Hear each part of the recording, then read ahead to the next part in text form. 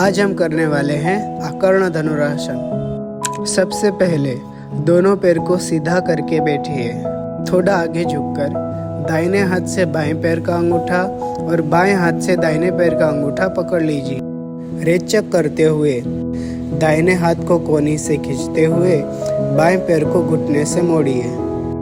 दाहिने हाथ से खींचते हुए बाएं पैर के पंजे को कान से स्पर्श कराइए। बाएं पैर का घुटना दाहिने हाथ के बगल में रखिए। दाहिने पैर को घुटने से सीधा रखिए। दाहिने पैर के अंगूठे पर नजर केंद्रित करिए। ये है अकर्ण धनुरासन की पूर्ण स्थिति।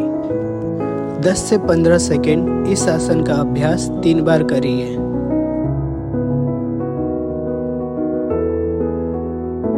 पूरक करते हुए यानी श्वास लेते हुए मूल स्थिति में वापस आइए। आइए देखते हैं इस आसन के अभ्यास से हमें क्या लाभ मिलते हैं। हाथ और पैर मजबूत बनते हैं। पेट के अवयवों को मालिश मिलती है। पेट की पाचन क्रिया ज्यादा सक्षम बनती है। कमर और पीठ के दुखाव में राहत मिलती है। पश्चिमोत्तानासन करने के लिए सबसे पहले दोनों पैर को सीधा करके बैठिए। फिर दोनों हाथ को पैरों के घुटने पर रखिए। पूरक करते हुए हाथ को ऊपर उठाइए। हाथ को कान के सिरे से सीधा रखिए। रेचक करते हुए कमर से आगे झुकिए। फिर धीरे धीरे हाथ को नीचे लाइए। हाथ की पहली 2 उंगलियों से पैर का अंगूठा पकड़िए। बाह्य कुंभक करते हुए मस्तक को घुटने पे स्पर्श कराइए। इसके बाद हाथ की कोहनियों को जमीन पे स्पर्श करें। फिर दोनों पैर को सीधा करिए। यह है पश्चिमोत्तानासन की पूर्ण स्थिति। इस आसन को बाह्य कुंभक में यथाशक्ति के हिसाब से बनाए रखिए। इस आसन का अभ्यास 2 से 5 बार करना चाहिए। मूल स्थिति में आने के लिए पूरक करते हुए हाथ को ऊपर ले जाइए और रेचक करते हुए हाथ को वापस घुटने पर रखिए। पश्चिमोत्तानासन करने से हमें क्या लाभ मिलते हैं? पेट और कमर की चर्बी घटती है। शरीर स्वस्थ और तंदुरुस्त रहता है। पाचन शक्ति बढ़ने से गैस जैसे तकलीफ दूर होते हैं। पैर और कमर के दुखाव में राहत रहती है। कमर मजबूत और लचीला बनता है। यकृत, गर्भाशय, रजपिंड तथा मूत्रपिंड से होने वाली तकलीफों में राहत मिलता है। शरीर शक्ति संपन्न बनता है। भुजंगासन करने के लिए सबसे पहले पेट के बल सो जाए। दोनों पैर को सीधा रखिए और ठोंडी जमीन पे रखिए। हाथ के पंजे को छाती के पास रखिए। इसके बाद पूरक करते हुए मस्तक, कंधा और गर्दन को ऊपर उठाइए। कमर को इस तरह पीछे ले जाइए जैसे कमर का मड़क एक के बाद एक क्रमशः मुड़े। कमर का भाग जमीन से स्पर्श होना चाहिए। यथाशक्ति के हिसाब से कमर को पीछे खींचिए। इसके बाद हो सके उतना मस्तक नीचे झुकाइए। नजर को आकाश की ओर स्थिर करिए।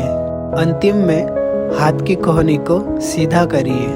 ये है भुजंगासन की पूर्ण स्थिति। इस आसन का अभ्यास 10 से 15 सेकंड करना चाहिए और 3 बार इस आसन को दोहराइए। रेचक करते हुए मूल स्थिति में आइए। मस्तक, गर्दन और कंधे को जमीन पे रखिए।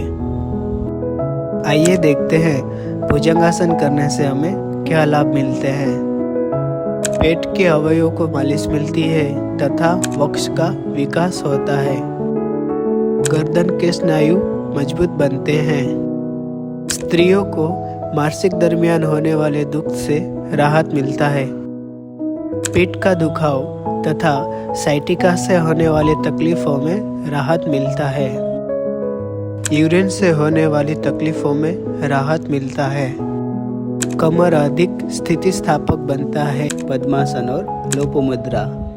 पद्मासन, यह आसन बैठकर किया जाता है।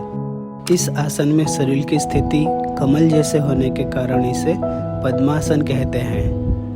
पद्मासन करने से पहले ध्यान रखने वाली बातें। आसन स्वस्थ चित्त और शांति से करना है। इस आसन का अभ्यास सुबह अथवा शाम को खाली पेट करें।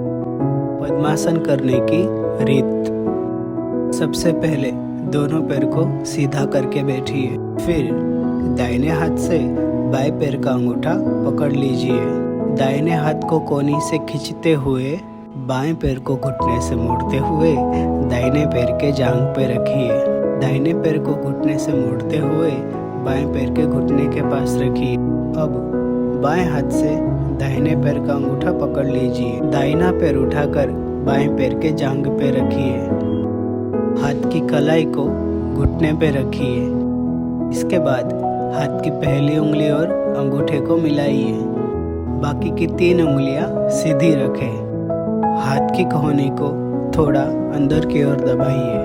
अंतिम स्थिति में पीठ को सीधा करिए तथा आंखें बंद करिए। यह है पद्मासन की स्थिति।